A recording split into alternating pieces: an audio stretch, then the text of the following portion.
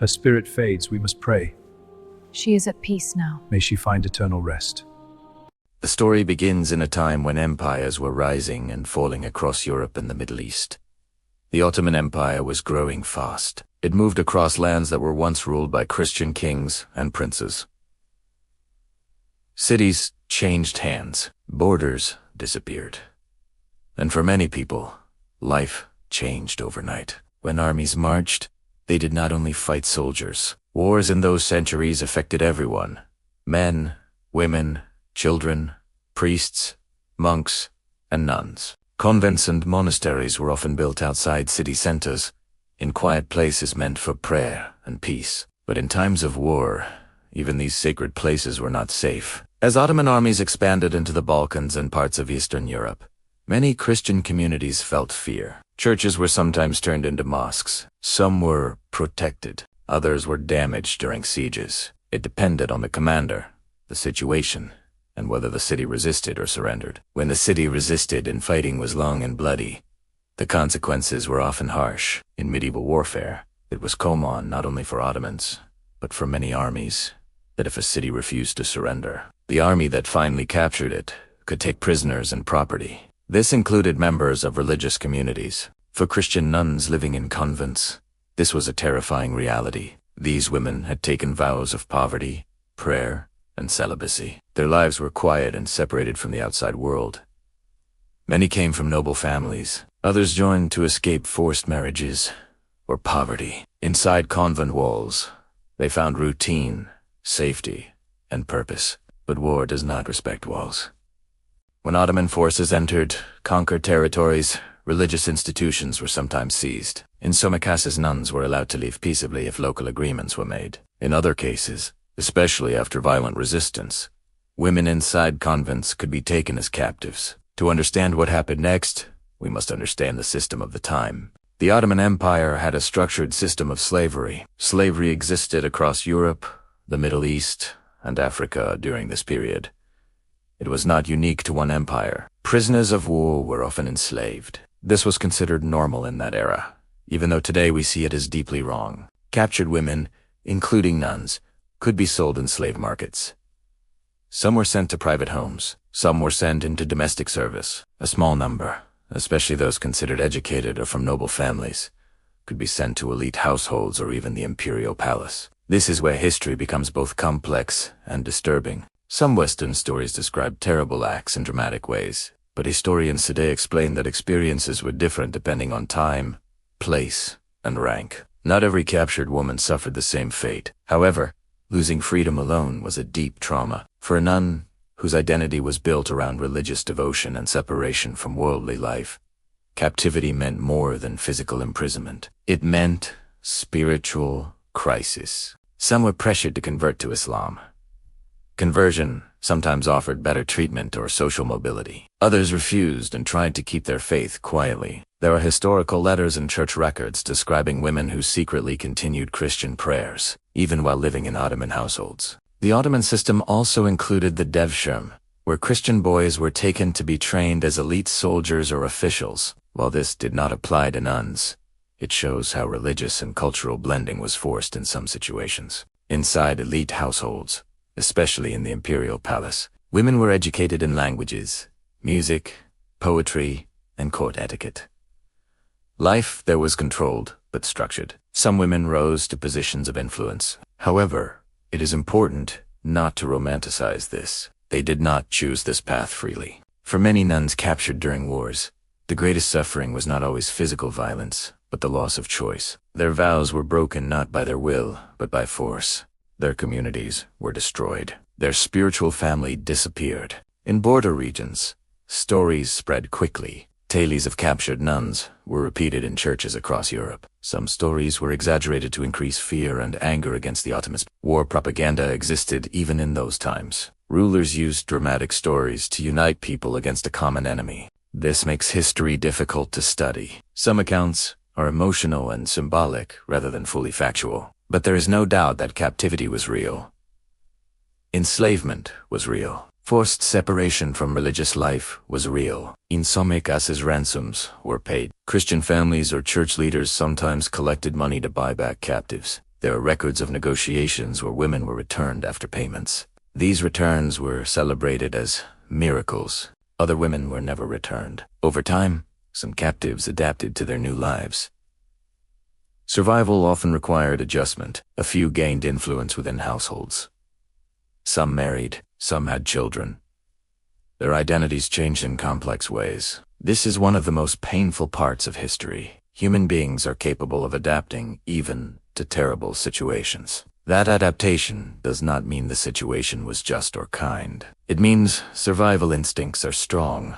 It is also important to remember that during the same centuries, Christian armies also captured Muslim women during conflicts in Spain and the Mediterranean. Slavery and religious conflict were tragic parts of that era on all sides. Still, for the Christian communities who lost their daughters and sisters, the pain lasted generations. Convents that once rang with prayer, bells became silent.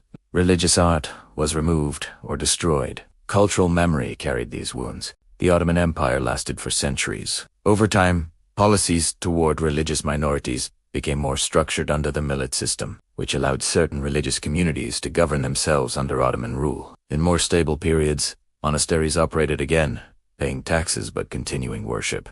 But the early centuries of expansion were harsh and unstable, and it was during those chaotic years that the worst stories emerged. What truly made these events worse than imagined for many believers was not only physical suffering, it was the breaking of sacred vows. Life was, for women who had promised lifelong devotion to God, being taken into slavery felt like the destruction of their soul's purpose. Yet history also shows resilience. Some women kept their faith privately. Some communities rebuilt after destruction. Some convents reopened decades later. As we move forward in this story, we will explore how political power inside the Ottoman court sometimes included women of Christian origin, how identity shifted in unexpected ways, and how the memory of these events shaped relations between Europe and the Ottoman world for centuries. Because history is rarely simple. It is painful, complex, and human. And this was only the beginning. When we speak about what happened to Christian nuns captured during Ottoman expansion, we must understand how the Ottoman system actually worked. Without this understanding, the story becomes only emotion and not history. The Ottoman Empire had laws about slavery. Slavery was legal in many parts of the world during those centuries, including Europe. In the Ottoman system, most slaves were prisoners of war or people captured during raids in border regions. They were considered property, but they also had certain legal protections under Islamic law. For example, harming a slave without reason was not allowed by law, even if it still happened in reality. After a city was captured, prisoners were often divided. Some were sold in slave markets. Others were kept by soldiers as part of war rewards. Women were usually separated from men. Young women were considered valuable because they could work in households. For nuns, this moment was the breaking point. Their convent life ended suddenly. They were removed from familiar walls, from sisters they had prayed with every day, from the routine that shaped their identity. Slave markets in major cities like Istanbul were organized places. Buyers came from wealthy families. Domestic slavery was common. Many enslaved women worked as servants, cooks, cleaners, or caretakers for children. This was the most common fate for female captives. However, some women were sent to elite households, or even to the Imperial palace. The Imperial Harem is often misunderstood in popular stories. Many imagine it only as a place of pleasure. In reality, it was also a political and educational institution. It was the private household of the Sultan. Women inside the palace were trained in languages, religion, music, manners, and court rules. If a captured woman entered the palace system, her life became controlled but structured. She was no longer free, but she was not thrown into chaos either. Everything followed strict rules. Senior women supervised younger ones. Discipline was strong. Conversion to Islam often happened inside the palace. Some conversions were forced. Others were encouraged with promises of better status. For a Christian nun, this was an intense spiritual crisis. Accepting conversion could improve her living conditions. Refusing could mean remaining at the lowest level of service. Not all women reacted the same way. Some resisted quietly and kept Christian prayers in secret. Others, after years of separation from their old world, slowly adapted to new beliefs and customs. Survival sometimes meant emotional compromise. Inside the harem, Power moved in complex ways. A woman who bore a son to the sultan could rise very high in status. The mother of a future sultan became one of the most powerful figures in the empire. History records several women of Christian origin who became influential political actors after conversion. This creates a painful contrast. A woman captured in war might later hold power over ministers and decisions, but that power was built on the loss of her former life. For ordinary captives outside the palace, life was simpler but still heavy. Domestic slaves worked long hours. Some masters were kind. Others were cruel. Treatment depended heavily on the household. There were also legal paths to freedom. In Islamic law, freeing a slave was considered a good deed. Some owners freed slaves after years of service. Some women married into the household and gained a different social position. Their children were born free. But freedom after years of captivity did not erase trauma. Imagine a nun who had once lived in silence and prayer, now living in a busy Ottoman household. Different language, different religion, different clothing, different food. Everything familiar was gone. Memory became both comfort and pain. Some women likely remembered their convent gardens, church bells, and Latin prayers. But with time, memories fade or change shape. Survival demands attention to the present. Ransom remained a possibility in certain cases. Church leaders sometimes tried to locate captives and negotiate their release. This required money and connections. Wealthy families had better chances.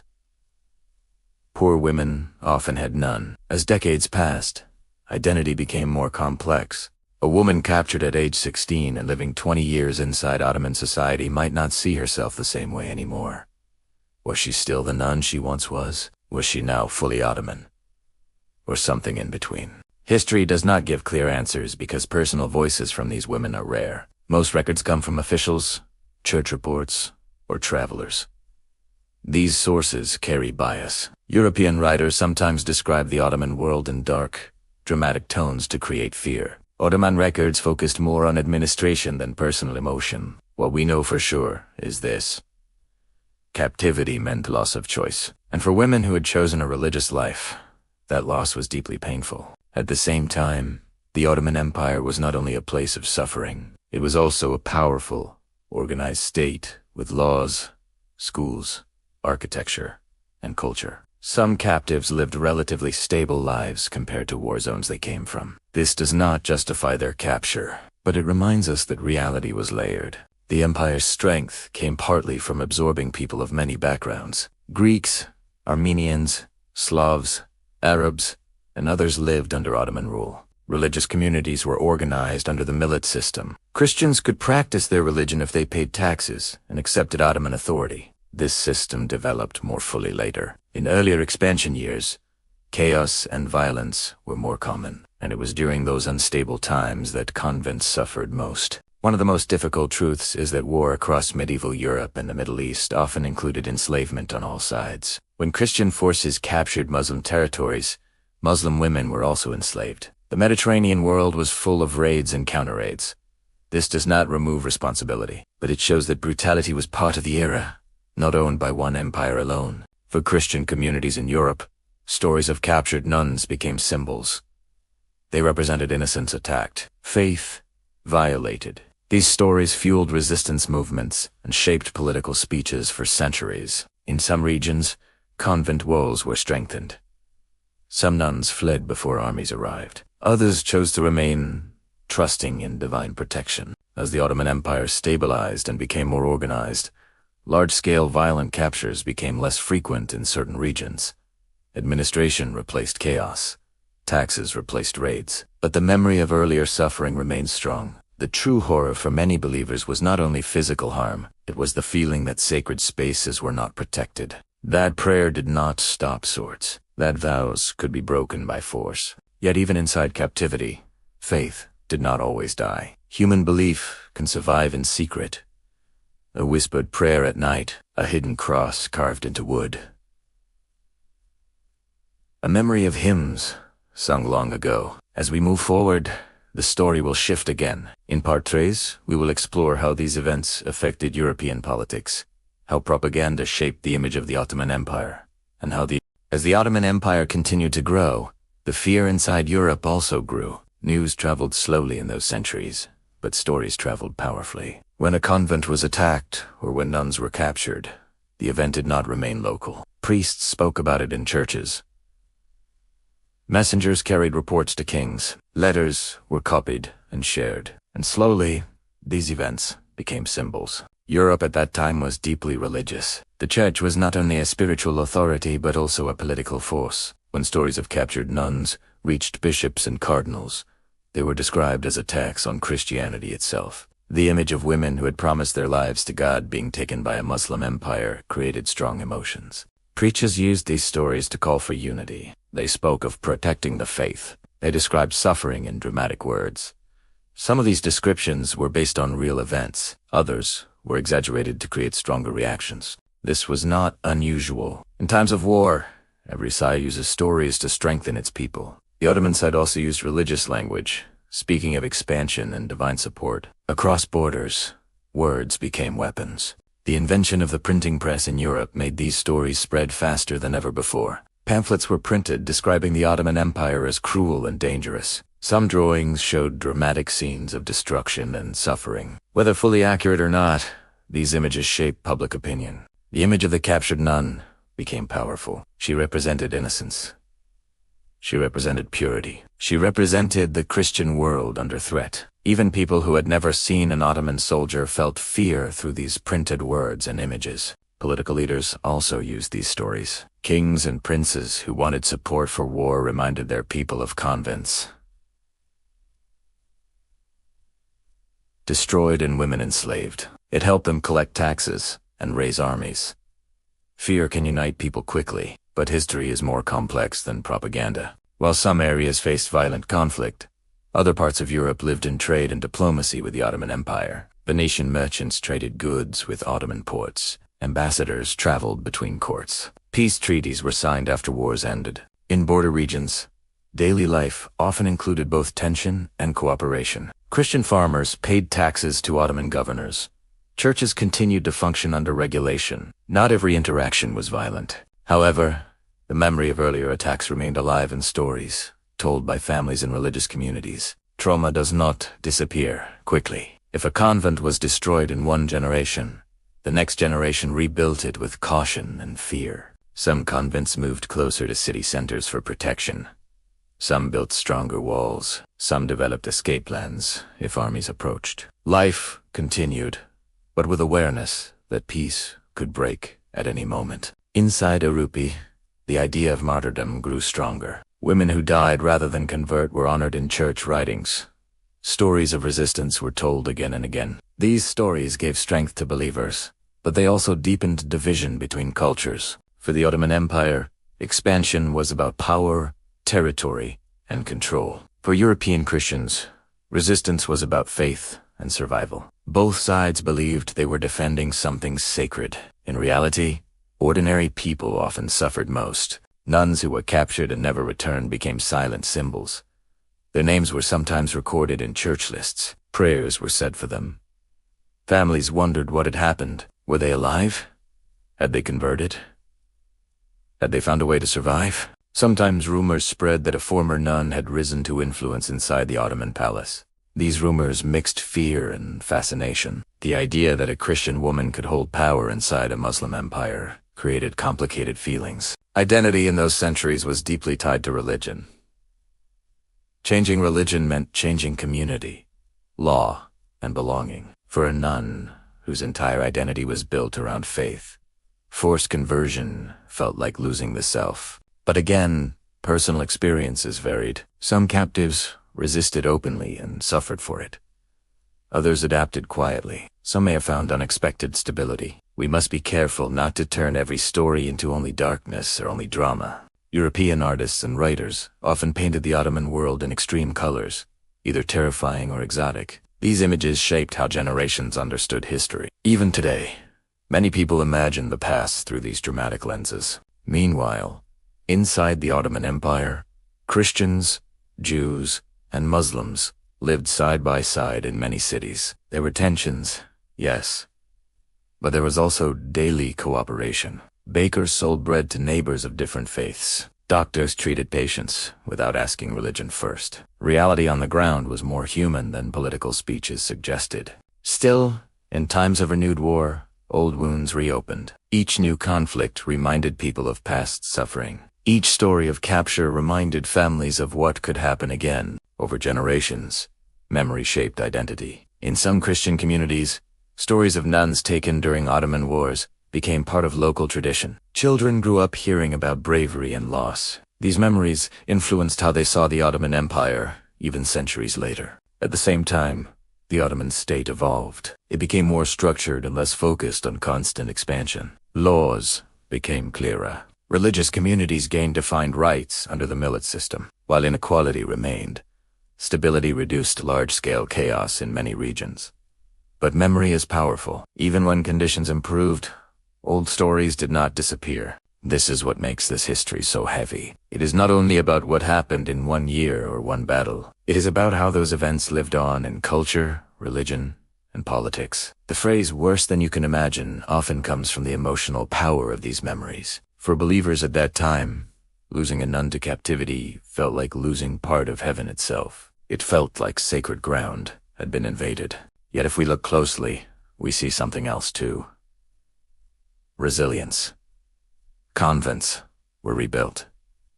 Faith communities survived. Women who returned after ransom were welcomed back. Some captives who never returned may have shaped history quietly in new environments.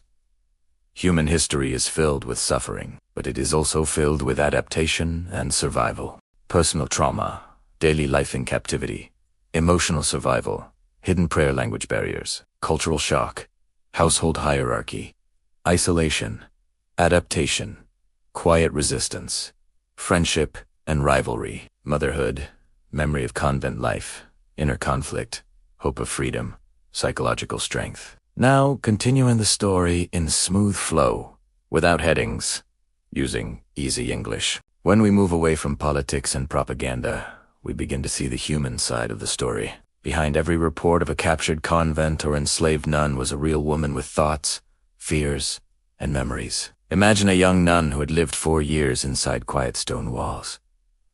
Her days were simple. She woke before sunrise. She prayed with her sisters. She worked in the garden or copied religious texts. Her life moved in a peaceful rhythm. Even if it was strict, it was familiar. Then war arrived. The sound of shouting, the breaking of doors, the smoke of burning buildings, the sudden loss of control. In a single day, everything she understood about her life disappeared. Captivity did not only mean physical movement from one place to another. It meant deep emotional shock. She no longer wore her religious clothing. She no longer heard church bells. The language spoken around her might be different. The food tasted unfamiliar. Even the smell of the air in a crowded city felt different from a quiet convent garden. At first, fear controlled everything. Fear of punishment. Fear of forced change. Fear of the unknown future. In Ottoman households, daily life followed clear structure. Enslaved women had tasks. Cleaning rooms, preparing food, serving guests, caring for children. Work filled the day, leaving little time to think deeply. In some ways, work became a shield against emotional collapse, but nights were harder. When the house became quiet, memory grew stronger. A former nun might whisper the prayers she remembered. She might repeat Latin words softly under her breath. Perhaps she traced the shape of a cross secretly with her finger. These small acts gave her a sense of identity that captivity could not fully remove. Language was another barrier. At first, she might not understand orders clearly. Confusion could lead to punishment. Over time, she learned new words. Learning the language was not only survival, it slowly changed how she saw the world. Words shape thought. New words create new connections. Cultural shock was powerful. Clothing styles were different.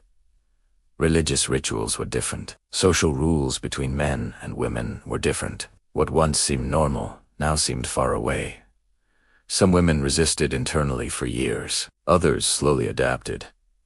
Adaptation did not always mean forgetting the past. It sometimes meant holding two identities at once. Inside the Imperial Palace, education was strong. Women were taught reading, music, poetry, and court etiquette. If a former nun entered this system, her education from convent life may have helped her adjust more easily. Literacy was valuable. Discipline was familiar. Yet emotional conflict remained. Was she betraying her faith by adapting? Was survival itself a form of surrender? These questions may have lived inside her heart daily. Friendships sometimes formed among captive women from different regions. Shared experience creates bonds. A Greek woman, a Slavic woman, and a former nun from Central Europe might sit together at night, sharing stories of their childhood homes. In those quiet conversations, identity found space to breathe. But rivalry also existed. In palace systems especially, status mattered. A woman who gained favor from powerful figures could rise. Others might feel jealousy. Competition for security and stability created tension. Motherhood changed everything for some women. If a captive woman had children, her identity shifted again. Her focus moved toward protecting her child's future. If a child was recognized within the household, he or she could grow up free and educated. This created a painful contrast. A woman taken by force might later see her child rise in society. Pride and grief could exist together. For those who've never married or bore children, life could feel more isolated. Some remained domestic servants for decades. Aging in captivity brought new fears. What would happen when they were no longer strong enough to work? Freedom sometimes came unexpectedly. An owner might free a slave after years of service. Some women married free men after manumission. But freedom after long captivity felt different from freedom chosen freely. The past never fully disappeared. Psychological strength became the most important survival tool. The ability to hold on to inner belief while adapting to outer reality required deep mental endurance. There is something powerful about the human ability to survive without losing all sense of self. Even when choices are removed, the mind searches for meaning. For Christian communities back in Europe, stories of such women were often simplified. They were described only as victims or martyrs, but real life was more complicated. Some women returned after ransom and found that their own communities looked at them differently. Suspicion could follow them. Had they converted? Had they remained faithful? Silence surrounded these questions. Rebuilding life after return was not easy either. Trauma followed them. Memories of fear did not vanish when convent doors reopened. Inside the Ottoman world, former captives who adapted might eventually see themselves as part of that society. Identity is not always fixed. Years shape perspective. Children born in new lands grow up speaking new languages. Cultural lines blur over time. The tragedy of war is that it forces change without consent. It pushes people into identities they did not choose. Yet over generations, those identities become real. Some historians today try to separate myth from reality. They examine court records, letters, and diplomatic reports. They search for personal voices in archives. But many stories are lost forever. We are left with fragments. What remains clear is that captivity was a deep, emotional wound. Whether inside a palace or a private home, the loss of freedom cut deeply. For women who had chosen religious life, it also meant the breaking of sacred vows through force. And yet, within that darkness, there were moments of quiet strength.